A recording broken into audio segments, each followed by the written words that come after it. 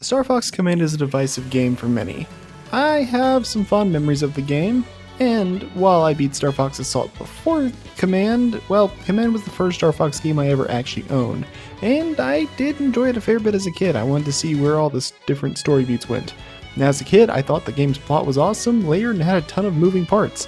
As an adult, 2/3 of this game reads like bad fanfiction, with significantly dumbed down characters, and some outright terrible character assassinations.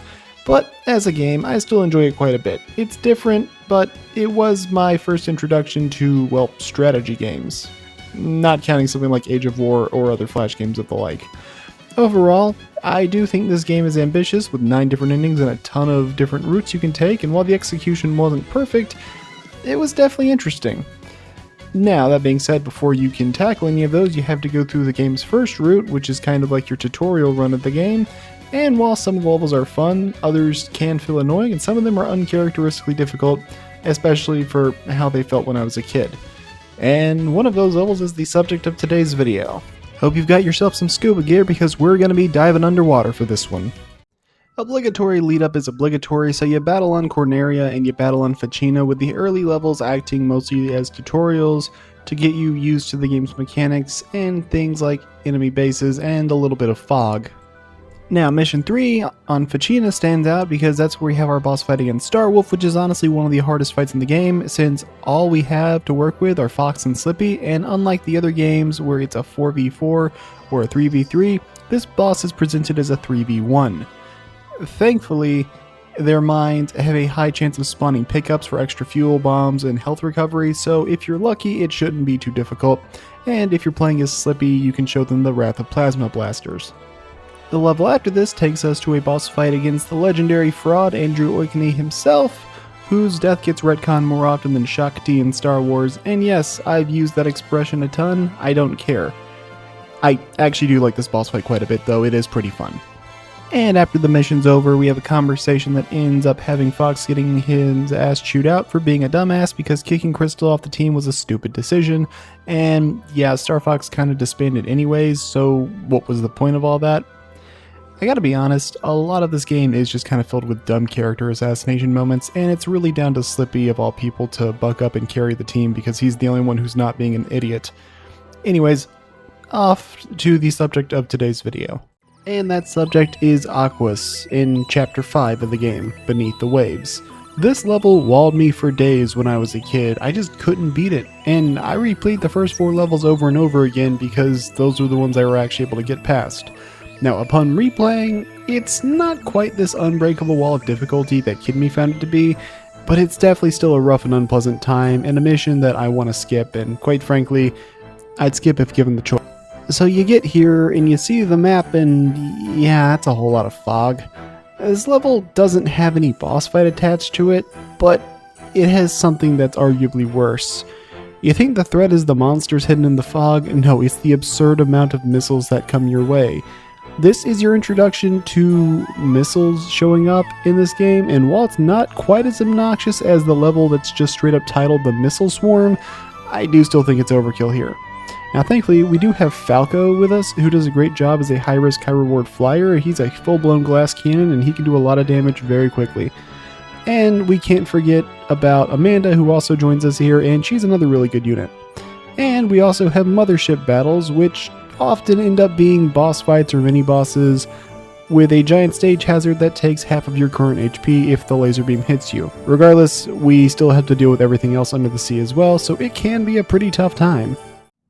The worst thing down here is probably the giant spindly fish. This thing isn't listed as a boss fight, but it may as well be one because it has 7 health bars that you have to get through, giving them more HP than most boss fights in the game, and their lasers can do a pretty uncomfortable amount of damage.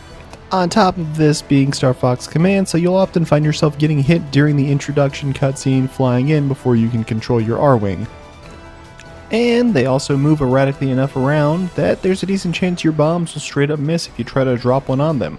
Plus, when the spines are gone, they still have another health bar that's just as large as a fair number of bosses in this game, except now they can move ridiculously fast while also firing out bubbles. That can be pretty tough to avoid with the touchscreen controls, and they also do an uncharacteristic amount of damage.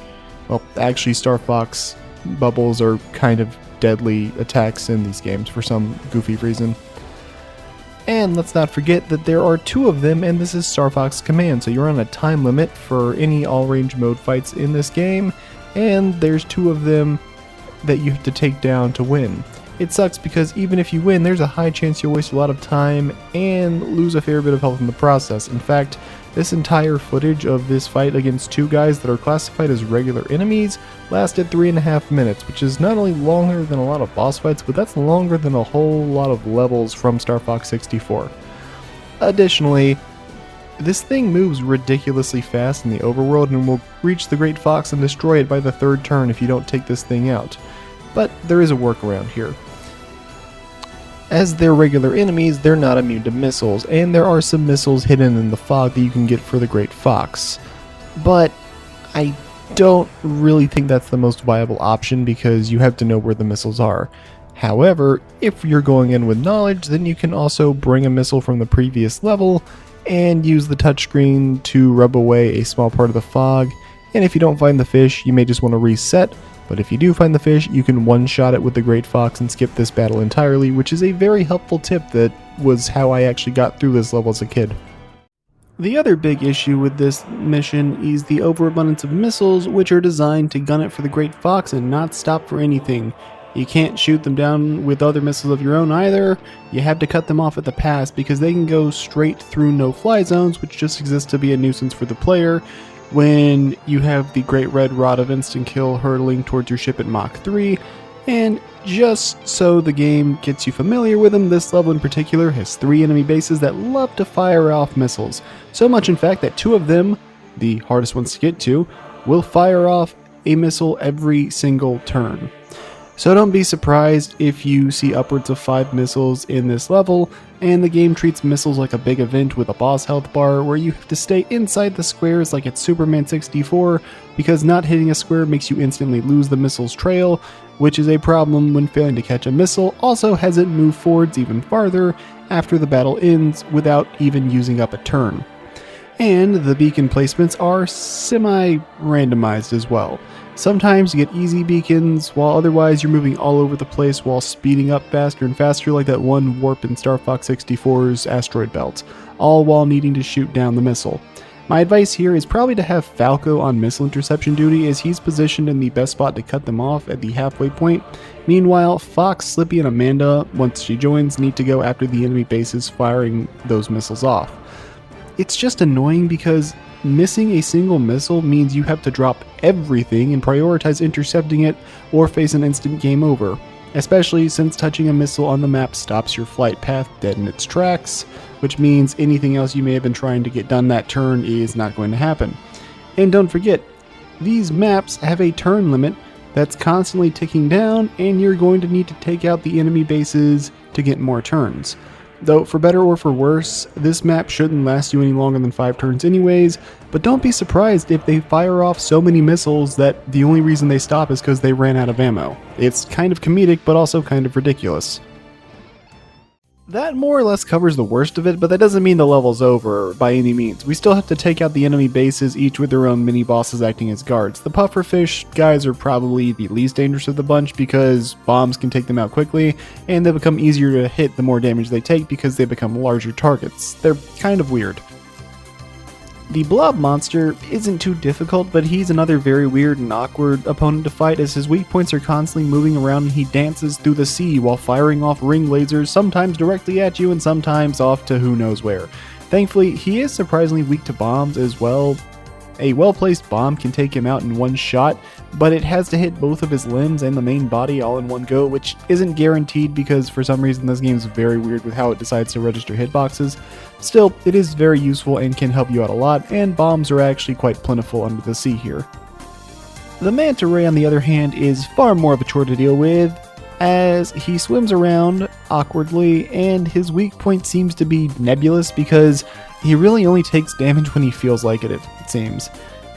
Plus, it hurts when he flies into you as well, which he tends to do a lot. Well, not really fly, more so swim, and his attacks do a fair bit of damage, especially when he starts spamming torpedoes. It's a very bizarre opponent. My best advice here is to just use single charge shots and chip him down that way, because the charge shots will hit his weak point. These fights aren't exactly easy, but they're thankfully not as bad as the spindly fish, and they're not as annoying or as spammed as the missiles. And that's all for this video. Star Fox Command isn't the worst Star Fox game, but it's far from the best, and I still have to admit though, despite its flaws, I have a soft spot for it. This was one of the first games I ever got 100% in, and I thoroughly enjoyed my time with the game as a kid. As an adult, its flaws definitely show a lot more, but I still had some fun with it. Sadly, it's a bit harder for me to recommend as it's locked to the Nintendo DS and it's entirely touchscreen controlled outside of firing, which makes it kind of awkward to emulate in most situations and on most systems. Regardless, flaws aside, I did have a fun time with the game, but I vastly prefer Star Fox 64 and especially Star Fox Assault. Either way, that's all I've got for this video. If you'd like to see more content of varying quality, consider liking, subscribing, and hyping the video. I have no idea what the next episode is going to be as of this recording, but I'll figure it out. Also, for those of you that don't watch my other videos and only watch worse difficulty spikes, I have since moved into my new apartment, so the audio may sound a bit different for a while. I'm trying to get some stuff worked out and get it all figured out. Other than that, I'll see you all next time. Until then, take care. Oh my god, Slippy fucks!